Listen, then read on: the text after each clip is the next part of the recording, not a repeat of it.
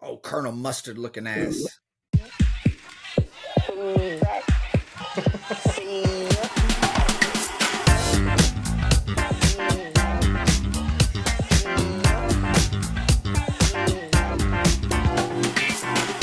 Oh, we are back, and finally, we have all gotten to see the butter on top for this week. But before we get there, where some use tomatoes and others use thumbs, we use the stuff that gets you drunk. We got to watch Civil War this week, and I was actually excited about it. I didn't watch any trailers. I read about it a little bit, and I read about how polarizing this movie was going to be. And I got there, and I was bored. There was stuff, and I want to give my opinion, but I want to get your guys' opinions first, if that's okay. So, Josh, I'm very happy for you. I think you were excited to see this one as well. You're kind of a Kirsten Dunst guy. So talk to me. What did you think about Civil War, sir? Kirsten Dunst is one of the most underrated actors. I don't know why she hasn't had such a much more prolific career. She deserves a couple of Oscars. She never got the chance. I don't know. Maybe she has more chances. Power of the Dog? Anyway. Is that what it's called? Power of the Dog? Yeah. I know the movie you're talking about with Doctor Strange, Benedict Cumberbatch. Yeah, Doctor Strange. Not the point. Anyway, great actor. I don't know how you were bored here. I mean, from the very beginning, I was tight butthole. That Nick Offerman's delivery in the very beginning was I was kind of, I was riveted, dude. Like, I love this movie, dude. Okay. It was good, dude. I think that's the artist in you. I do, but keep going. Okay, so let's play on that. So I thought you might say something like that because this is the cinematography in this movie is pretty good. It's it's really dang good. But this is certain allowances are given because of the subject matter. So the main characters of this are journalists, primarily photographer. So a lot of snapshots are literally taken and shown to you like briefly throughout the movie, and they show the impactful parts of the movie and the scene, the setting, and so much is told through the imagery throughout. Actually, most of the war is told through the imagery because you don't really know who the good guys are throughout. You're not really sure, as far as I'm concerned, though the semantics of the war aren't really important. And I think that's a good way to put this movie. It was just through combat photography and the journalism standpoint, and just being like showing the impact of if there was a civil war, maybe something like this could happen, and how visceral and in your face the brutal movie was. Holy crap, I think they nailed it. This is a popcorn and 2 movie. Yeah, okay. This had everything that I wanted in a movie. I really, really loved it. I was totally riveted throughout the whole movie. My advice is that this was not a date night movie. No. It was a bad decision. This actually had the opposite effect. Yeah, this was the opposite effect, my desired effect of walking into it. And I very sheepishly walking out of the theater was like, I bleeping loved that movie. I'm sorry. Like, I know your feelings about it right now, but I loved it. Okay. Yeah. I love it. Kirsten Dunst gives a very, subtle, nuanced performance, but it is so good. She works with what little... She's going to get nominated. She works very well with what little... little dialogue and stuff she actually has. All the actors do very good. Even Pedro Pascal light guy. Yeah. Aspartame Pascal. Yeah. Yeah. My criticism is that, there's this big civil war going on, but they don't really spoon feed you or explain to you the factions and kind of what the different factions are really, what their take on it is. The most they give you is that typical war, realistic fashion, everybody is just confused about who they're fighting and why they're fighting. People just picked up guns and they just want to kill each other, basically. Right. That one sniper scene specifically pointed that out. Yeah, And I most think like they even confuse you further as the audience and say like, you're trying to figure out what's going on, of course. Then you find out Texas and California are on the same side. So that's even more confusing. And that just throws you off. You know what I mean? It's they muddy those waters on purpose. it gave me Purge vibes a little bit. It's like what a really good storyline, like an actual serious movie was, but like The Purge. It's very graphic, very gory. The action is just fantastic. It's and yeah, it's beautiful. It's the scene where they're driving through the forest on fire. Yeah. And oh my God. I mean, the blending of the horror and beauty and horror and like moments in time. Like, it was, you can get real kitschy with the way you describe this movie. If you want to be artsy fartsy, it wouldn't take much. So I give it a popcorn in 2 as well. I don't know why I don't want to give it a popcorn in 3, but I'm going to give it a popcorn in 2. Well, it's so harsh. It's harsh too.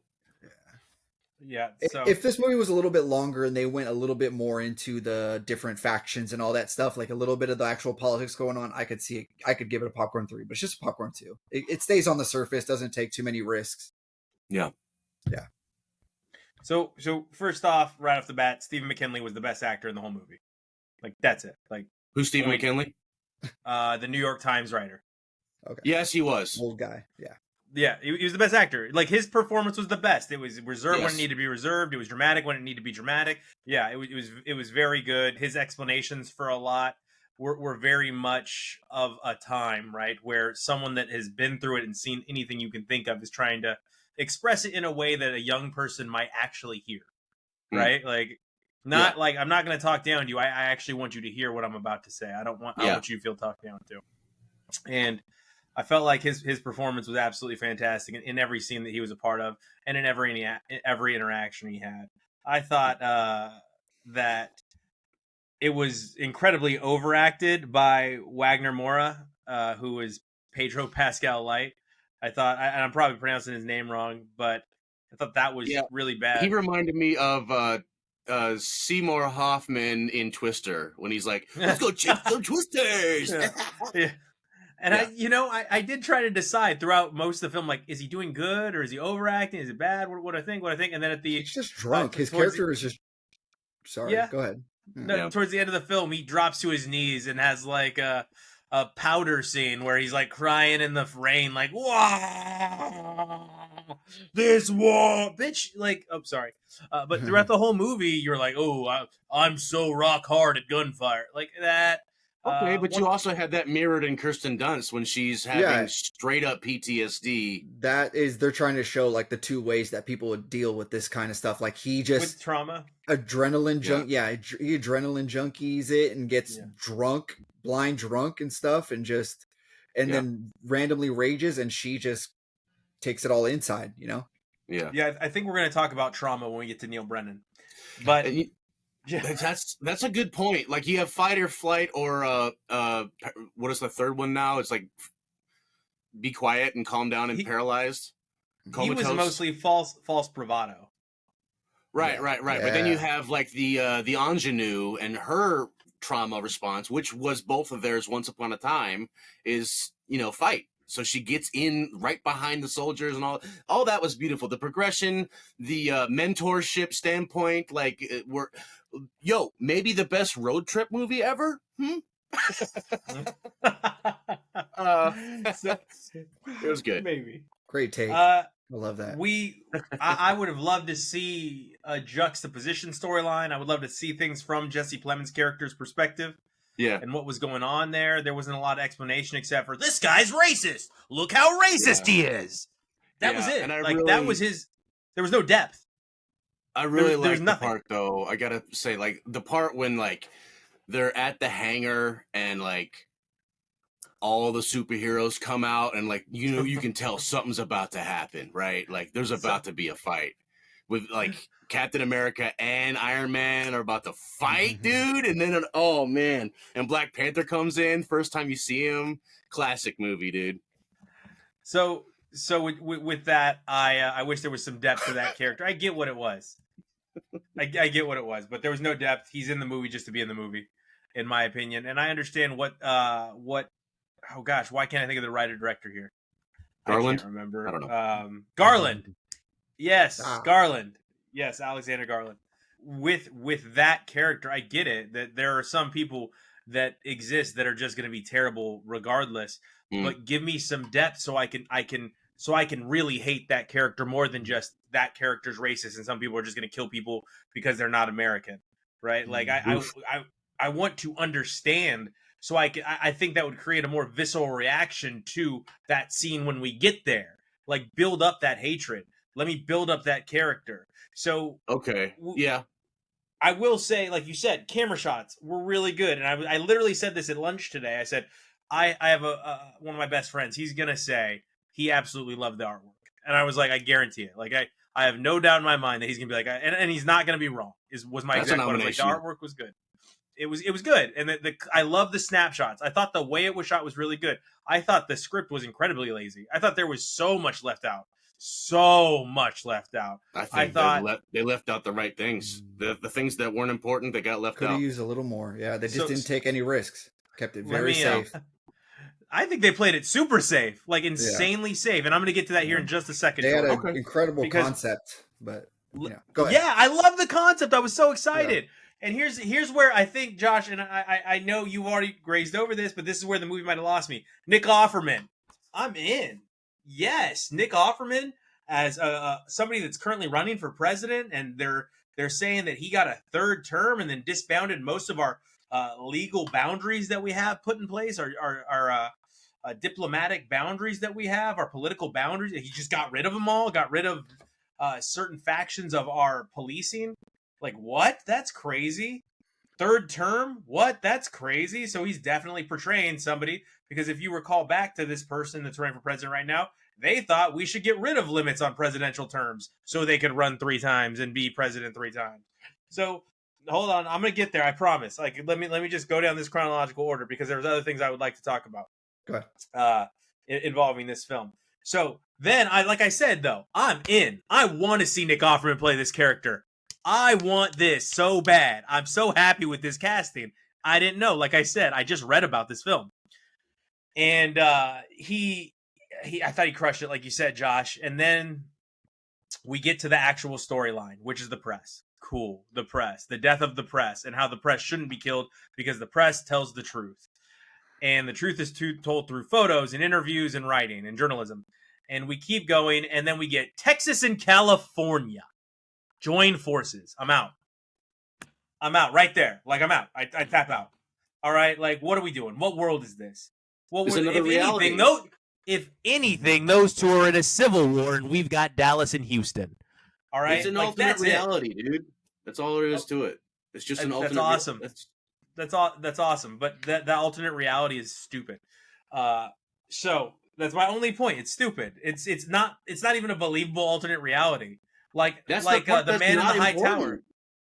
Anyway, they did that juxtaposition on purpose. It's not important to you as a film watcher. It was important to me as a film watcher. That's not the story. The story, again. What do you already know my feelings? It was boring. What you're saying is Star Wars was great, but there wasn't enough Jedis. That's what you're saying. That's not what I'm saying. And hold on, you two say the action was great. There were 2 action scenes. I'm not counting him driving away from the dump as an action scene. The sniper. That wasn't an action scene. That was a suspense scene. That was a suspense scene. That was not an action scene. That was all suspense, 100%. From the moment they roll up. They're just building suspense. 2 action scenes: building clear and the White House rush. That's it. That's the only 2 The building of suspense is in itself is it's great. It's action. Though it's not. We're Stallone, but but anyway, the final rush of the White House, phenomenal. Very Apocalypse Now, by the way. I don't know if you guys caught that, but it was super Apocalypse Now. That was fantastic, and I'm like, okay, maybe we're gonna crescendo. We're gonna kill this. He's gonna kill this. Nope. So anticlimactic, so lame. And here's the thing, you ready for this? It became what I thought it was, and I was trying to keep it out of my mind. Just a "Don't elect Donald Trump" infomercial, which was stupid. Thought they were. They are who we thought they were. Am I wrong about the end, Josh? Does the end now paint it as just a "Don't elect Donald Trump" infomercial? I didn't read that at all, honestly, Yes. dude. Yes, it Thank you, does. Jordan. But my opinion, let me put on my tinfoil hat here for a second. Do you think it's possible that they did get some input from some entity that said, look, you guys, you can't, how specific they can be, and how, like, they probably told them, look, you can't go too far. Like, you have to keep this very, like, they just had to walk a very careful line. I think somebody possibly told them that they had to, like, you guys be very careful with this, because, you know, they could stir up some crazy people, like, out there. That's not unheard of. Some crazy person might see this and do something horrible. That's the reality we live in. But and it's not unheard of for government to, when you make a movie that could be seen as this controversial, like with, what is it, The Interview with James Franco with Kim Jong Il. Transformers. They told them, like, yeah, you guys, you can't do certain things. You can't go that in depth into these kind of topics. So yeah, I mean, you're not wrong. I think you're right to an extent. All right, we're about to move on to the drunk classic. I get a popcorn and one. I felt like push it. You want to be a filmmaker, Jordan? You're probably right. Yeah, salt and pepper that shit. But if you want to be a filmmaker, you want to be edgy, do it. Bleep it. This is about America. Like, I don't care. Push it, America, because it's not wrong. Now on to another American topic that we have today: Major League. And Jordan, you had never seen Major League, so talk to me and tell me if you think Jesus could hit a curveball. Maybe back in like the Babe Ruth days. That was my biggest laugh. Yeah, mine too, actually, Josh. Yeah. Mine too. Major League. You know, Randy Newman is no way to pull you into a film. Unless it's for some baseball. Unless it is Toy Story, because he really did his thing on that one. Yeah, Wild Thing. That is an iconic character right there. Say what you want about Charlie Sheen, but he could deliver back in that day. Just that macho man kind of bad boy character guy that you like in a movie. Yeah. I'm having trouble aiming the ball. The Cleveland Indians. Wow, that is, I find that very problematic. I always have. I'm glad they're no longer the Cleveland Indians. I wish that they came up with a better name. The Guardians. Cleveland Guardians. It's so stupid. Guardians. Yeah. So it's just how problematic that is. It's just, there's the newspaper talking about how bad they stink in the movie, and it's like a racist Native American character getting bashed on the head with a bat. It's like, come on. But it's of its time. It's of its time, you know. It was all, nobody even thought of these things at all back. I mean, I'm sure some people did, but the vast majority of people didn't think about this. Is it the best baseball movie I've ever seen? No. Is it the top 3 baseball movies I've ever seen? No. Is it the top 5 baseball movies I've ever seen? Ooh, what's gonna be one? I don't think so. No.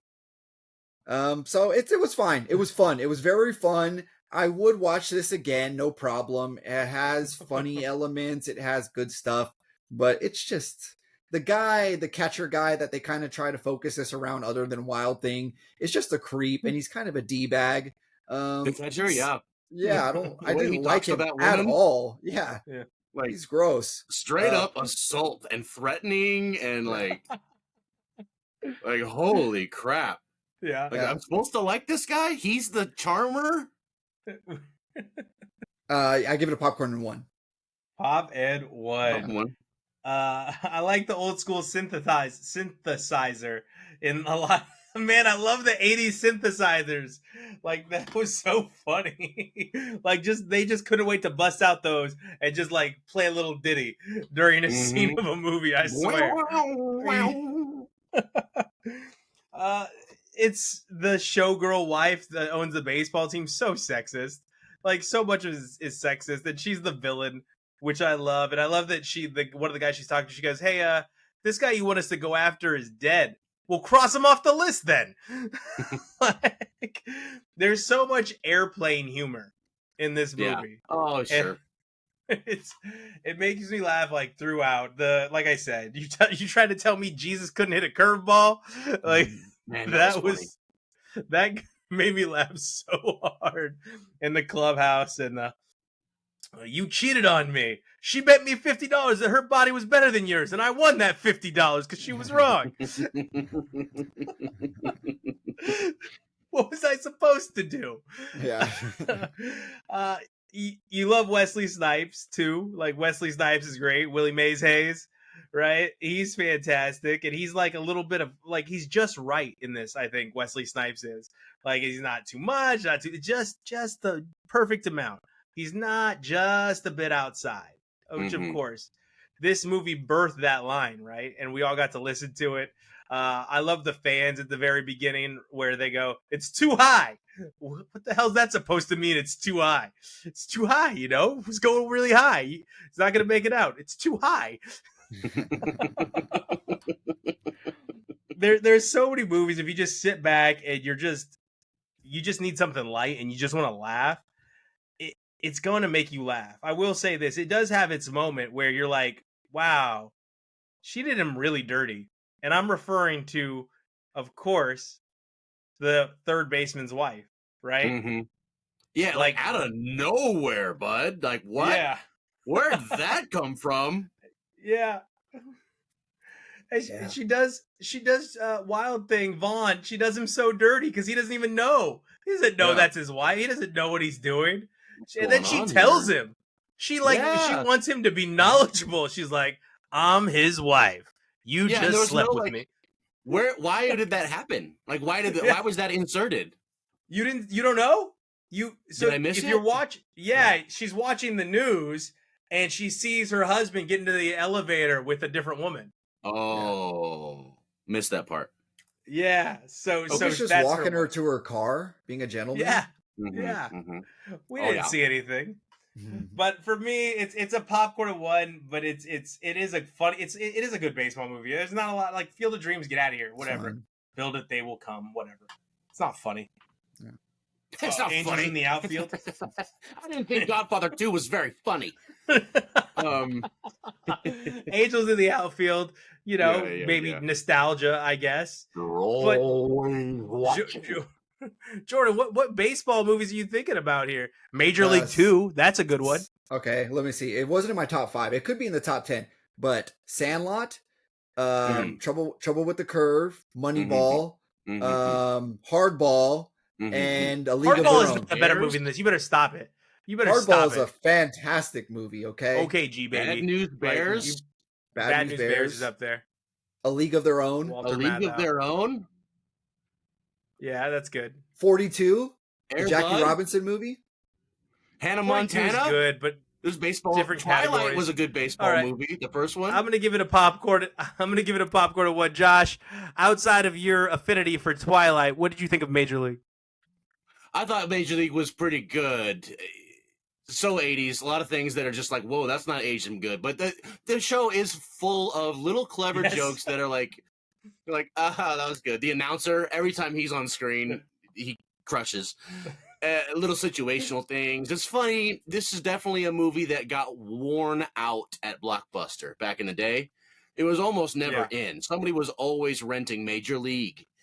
Wild Thing, Charlie Sheen, iconic movie for its time, lasted for quite a while. It's good. It's fun. I give it a popcorn and 1. Bits of it, like when he talks to what becomes his wife, like, holy crap, the catcher, I mean. But Allstate Man was strange, I guess, but okay. It was still funny. Hey, don't drink Jobu's rum. Yeah, like so much of it was like harmless racism, and is that a good way to say it? Harmless sexism, because like, okay, people were just dumb as shit back then. Anyway, it's of its time. Yeah, of its time. Popcorn and 1. Bah. Poppy 1. Well, Jordan, I'm Yeah. glad you got to watch it. I know you hadn't seen it yet. I think it's an important movie to see, even though it's silly and it's stupid. Yeah, no, it I was do good. think it's important. I think it's in our zeitgeist for sure, Mhm. because like Josh said, it was definitely a film of its time that got worn out. I mean, there's a Yeah. reason why it spawned so many sequels. I think there's like 3. I've definitely seen 2 of the sequels, but it's it it exists in a time that it should It exist in. exists. Mhm. But Jordan, you watch more movies than anyone, and it's not saying a lot this week. Uh, So talk to me. What were you watching this week? So I've said this before in the past. If there's one thing I'm going to do, the service that I'm going to provide to our fans, our watchers, our viewers, is I'm going to watch a really, really bad, scary movie so you don't have to. And that's what I did with Night Swim. And so that is on Peacock. For some reason, this movie was in. I don't know if there was like a lull in the theaters for like 2 or 3 weeks, but this movie was in the theaters for a long time. For some reason, I remember thinking like, "Why is this still in theaters?" When I seen it on there, like I almost think there considered was a watching lull. it. Yeah, it's they had. I think I read somewhere that they wanted to call this movie Deadpool, but obviously that was taken. But so they came up with Night Swim because that's the rest of the movie follows suit with how insultingly uncreative this movie is. Like they did not Yeah. like some teenagers could have wrote this movie with their parents' camcorder over a summer. Like it's very, very lame. It's starring Wyatt Russell, Kurt Russell's son. Oh yeah. Yeah, that guy. The opening sequence is exactly what you would expect. Like if you thought about what the opening sequence of Night Swim might be, you're probably 80 to 90% right. It takes a long time to get into, as unimaginative as the whole plot is, it takes a long time to get into the movie. Does it have anything and to do with swimming at night? Yeah, it's very Oh, much. okay. No, actually, I mean a lot of it doesn't matter what time of day it is, honestly. Like weird stuff happens in the pool at any time of day. Sometimes there's just a turd in the deep end. That's just what it is. The movie is really not that long, so it just takes way too long to get into what's actually happening. The first up close you get of like the demon or ghost or entity or whatever it is just ridiculous. It's a demon ghost entity haunting a pool. It's many, but there is one It's a bunch specific. of them. There's one specifically like unhuman kind of demon thing that I Okay. guess might be in charge, but you get no explanation. It just looks absolutely ridiculous. Does it have a snorkel? That'd be funny. I like that. Let me give you a taste of this dialogue. Let me give you a taste of this dialogue of how this is the really tense moment in the movie where everything is kind of breaking down. Wife, there's something wrong with the pool. Husband, there's nothing wrong with the pool. The pool's fine. The pool is the greatest thing that ever happened to me. Yeah, that's what we're working with here. I give this less than a popcorn. Don't watch it. Please, just don't watch it. I'm doing you a favor. You will save an hour and 45 minutes of your life. Don't watch this movie. It's not even fun. It's not even a fun watch. It's really just stupid. Don't watch it. You just hate watched it? Yeah, please, don't watch this movie. For the love of God. Jordan's gonna be running in and like somebody's gonna click on a Peacock and he's gonna like turn off their TV with his Roku remote from outside. Yeah, so I watched next I watched a stand-up special by Neil Brennan, the latest one. It's called Crazy Good on Netflix. And this is pretty solid. It's pretty consistently funny throughout the actual comedy. But I hate the gimmicks. I hate the gimmicks. I hate them trying to add production value to these specials. Like just stand up there, do your jokes, and let them speak for themselves. But look, Neil Brennan has his Make gimmicks. me a bicycle clown. The blocks the block thing was cool. It was very creative. It was great how we did that. Yeah. But the phone thing that they do with this is just so stupid. One man show stuff. Like he's in the one man show cusp. He's cuspy. Neil Trust me. Brennan is one of those comedians where he's very conversationally funny. Like he's just kind of talking to you, you know? Yeah.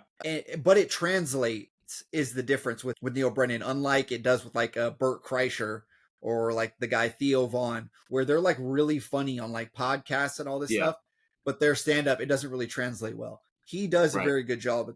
And for this special, he puts on his controversial pants. He's really trying to swing and be controversial in this and try to do step out of his kind of what he usually does. I don't like the camera cuts, the production value, all that crap, but it's brilliant. It's funny. I can listen to him riff forever. He's a riffer. Yeah. His podcast is good too. Yeah. I give this special a popcorn and 2. Barely. I think it sneaks into a popcorn and 2. You know, I watched it too. And this is pretty much my only review besides what we're all going to talk about together in Amazon. But it was actually funny to me, and I felt like he outdid a lot of comedians trying to touch on the same subject matter, and because he did it creatively, and he actually made me laugh a couple times. And he's quickly becoming, or if he is not already, the king of observational humor, where he's just making you think about how stupid certain things we do are, or certain things we care about are, like trauma. He's got that spot right now for sure. Yeah, observational champ, and he does it well. And the trauma portion of his act was very funny. It did make me laugh quite a bit because I agree with him. I think lots of people today, I'm not just going to say the Utes, I'm going to say like lots of people today apply the term trauma to things that are not traumatic. Like nobody wants to work anymore. You lost $1. That's not traumatic. And he does it with Starbucks, which is pretty funny. And he's like, let me tell you what they weren't doing in World War II. Those Germans, pretty bad. Wouldn't recommend them. #bad. Like, and that stuff's like funny to me, you know. Like some jokes it hit, but some of it's true. It's kind of like, hey, you have got we've gotten so used to this cushy life that we're finding things that are not bad or traumatic to be the most world-ending thing ever. Like they didn't have my size in this shirt I really wanted, and I went in there and I asked them to check, and they wouldn't check because they said they know it's sold out because the system said there's 0, and they could have at least checked. And I'm like, I said I didn't want tomatoes. like, and I agree with him in a lot of it. He's I hate to say it, he's right with a lot of stuff. For me, it is also a pop 2. It made me laugh harder than most of the specials I've been watching as far as the comedians are concerned. The gimmicks were fine. The Jared from Subway joke made me laugh really hard. Yeah. The Tiger Woods bit. The Tiger Woods bit. Oh my god, that was great. Hilarious. Yeah. It's in the same it's in the same riff, right? Mm-hmm, he's like, look, I'm sorry. Subway should take a stance and say, hey, Jared did lose the weight. I'm not going to ask him how he burnt all those calories. Oh, he goes there a lot in this one, yeah. Oh, he goes there. He goes there.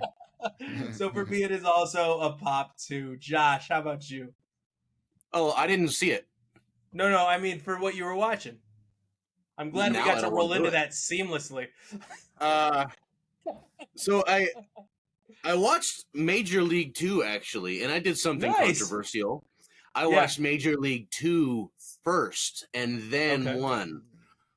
And I've seen them both. It's just been a long, long time. And I honestly mixed up what happened between 1 and 2. They're the same movie. I did too. There was things I was expecting from 1 that actually happened in 2. I didn't watch part 2, but I was like, oh, that must be from part 2. Yeah. So part 2 was really just part 1 again, but more polished and more, let's just give them what they want. So they X'd out any real plot in part 2. Like it was just like, let's repeat kind of what happened last time. Do what works. Cut out the love story bit. Let's just, it's nothing. Don't worry about it. So there was a lot more hijinks, a lot more music played during, like almost throughout. There was just like, just like Huey Lewis type bullshit. Keyboard, of course, but more of the announcer, more Jobu, more not Wesley Snipes. Unfortunately, I think what was that, Omar Epps that took his place, but played the same character.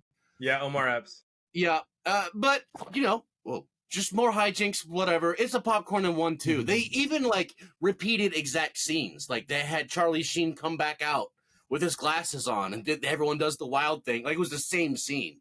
Because they were just playing fan service, more stuff for you to rent at Blockbuster, and that's what it was. They did a good job. Popcorn and one. You've seen it before, right, Fry? Jordan?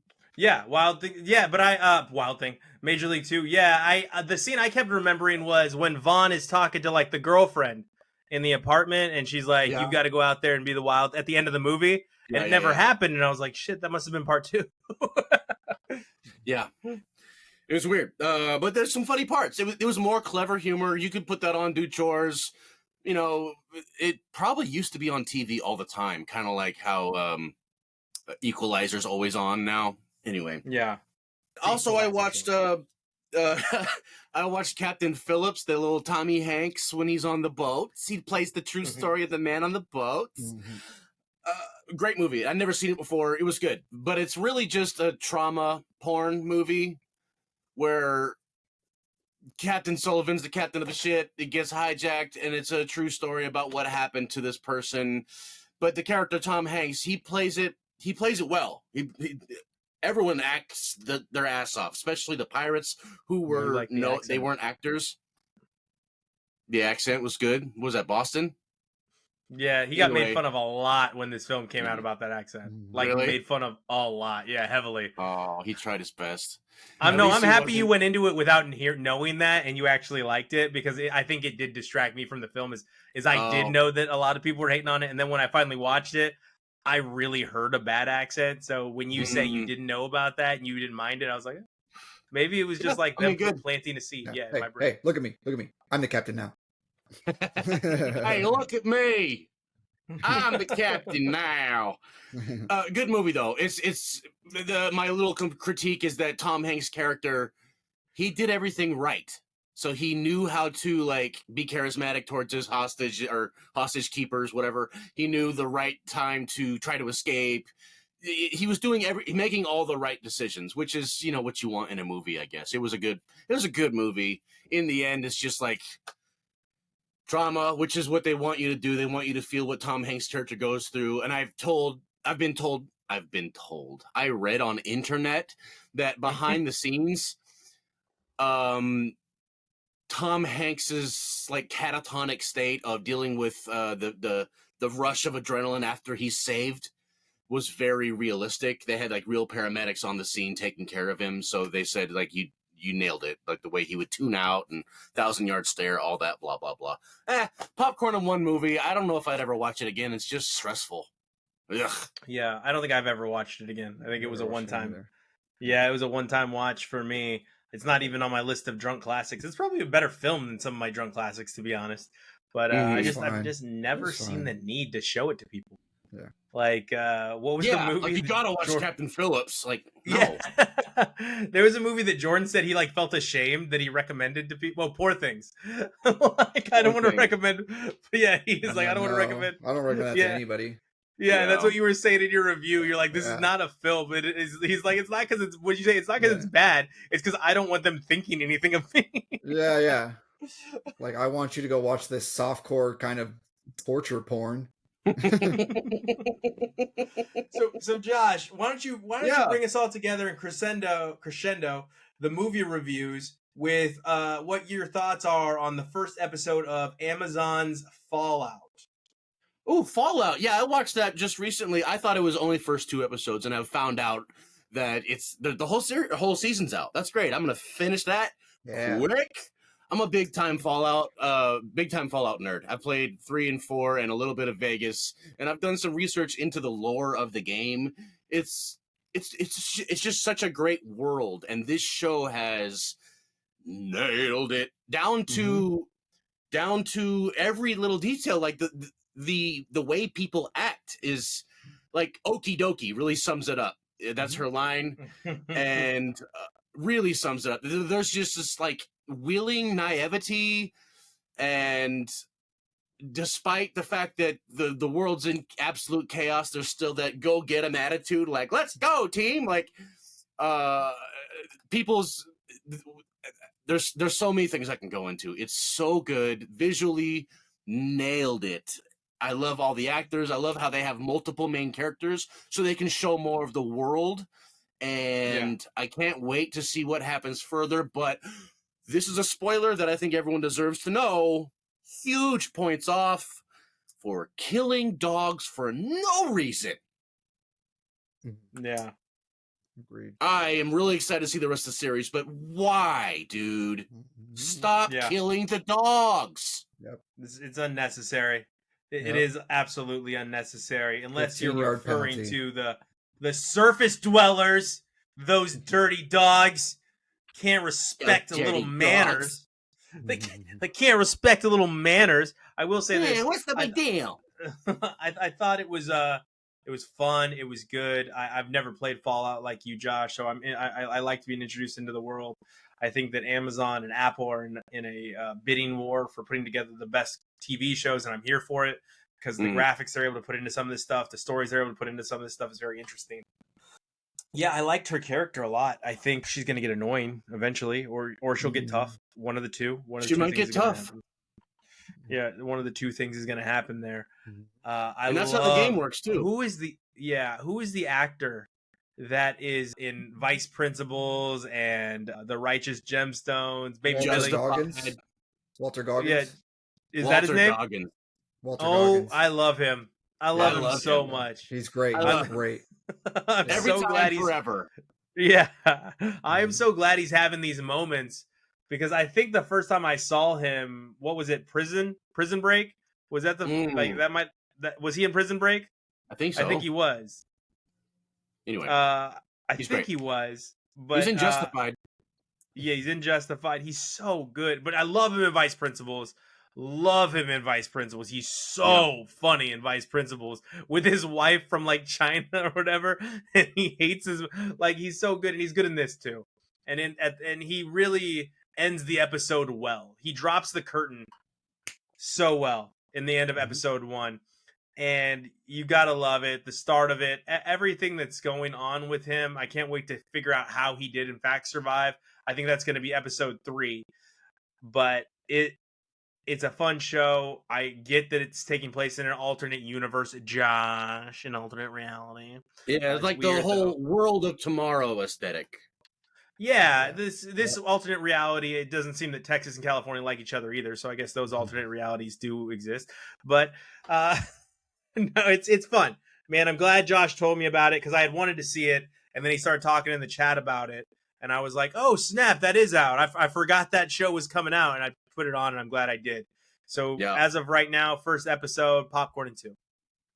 Yeah, it's got a really cool apocalyptic opening, for the fallout, quote unquote. Nuclear fallout is the basis of the show, what happens after, but in a fantasy kind of manner. There's a lot of, be prepared in the first episode for a lot of just casual incest talk. Yeah. Super casual. That was no big funny. deal. Yeah, it's very innocent. It just, there's a lot of that, a little uncomfortable, but this is a really, really fun show. It really disarms you very quickly. Like in going into watching this, it seems like it was made by fans of the game for fans of the game, basically. And that's the right way to do these kind of adaptations, Yeah, they really got it right. And I can't wait to see what happens. There's so much lore. They could just cherry pick from the game. There's so much.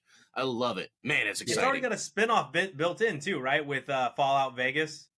Yeah. So this takes place in Philly, but in the game, the Fallout 3, you're in DC. And the next game, you're in somewhere else, Boston? I forgot. But it's the Fallout, and it's so exciting. Man. Woo! Yeah, I'm halfway through the series, but I'm gonna not spoil any little bit of it because it's very worth experiencing with a very clear, open mind of just what's going on. So it's great. You guys, you're in for a ride. It's really fun. Watch it. Let's watch it. Josh, what are we watching this week for our drunk classic? I'll tell you what we're watching. We're watching yet another film, a movie film from the wonderful, as per mentioned before previously times, wonderful year in film. 1999. Okay. It comes from then. That was really wordy for no reason. Here's another movie from 1999, one of the greatest years in film. Matthew Broderick. No, that's not his name. Anyway, the movie's called Election with Christina. John Cusack or Matthew Broderick? That is Matthew Broderick. Yeah. Matthew Broderick. Yeah. Reese Yeah, I've Witherspoon, seen this yes. one. Woohoo! So, Good movie. Election, we've all seen this? Yeah, it's Yeah. great. Yeah. Let's Yeah, watch it. yeah. Great movie. This one's really good with I love Reese Witherspoon's character in this as well. She's one of my favorites. Yeah. And I love I think the dynamic really exists. Also, didn't this come out around the same time as Rushmore? It was 1999. That's all I know. Rushmore, I Yeah, think, I was think it came- maybe the same time. Yeah, I think it was around the same time frame. I do. And it's funny if you think about that. 'Cause, Rushmore's man, great. we made a lot of movies that are fairly similar around Yeah. those around the, like Deep Impact, Armageddon, Volcano, Dante's Peak. We're Yeah. just throwing out movies that were exactly the same. But I like it. I like this choice. I remember finding this film very funny. And Jordan, what's gonna be our butter on top this week? We're watching a sequel on streaming, so watch it with us. We're watching a sequel to a movie that the first one didn't make our butter on top. It must have gotten overshadowed by something, and I don't exactly recall our reviews, our general consensus. I think it was somewhere around a popcorn and one popcorn. Mm. I enjoyed it great. more than you did. Yeah, But I enjoyed it think because I was gave it a comparing it popcorn and to one. I was comparing it to some other Zack Snyder's other films and other films in the universe. You didn't like it at all as far as the ending was concerned. Yeah, so we're talking about Rebel Moon here, and we're watching Rebel Moon Part 2, The Scar Giver. Oh, are we? We are. Okay. I thought we were. All right. Okay. I thought we were breakdancing. Like I did. I genuinely thought we were breakdancing. I thought we were gonna watch. What was the one that Josh made us watch? Ungentlemanly Warfare? No, Ballapalooza. What was the film? Electric that he made us- Boogaloo? Breaking Yeah, Two? Electric Boogaloo Yeah, Part Rebel 7. Moon 2. Take it to the Electric streets. Boogaloo. All right, as always, everyone, we appreciate you joining us each and every week, and we will see you at the movies. You get the popcorn, and we got the beer.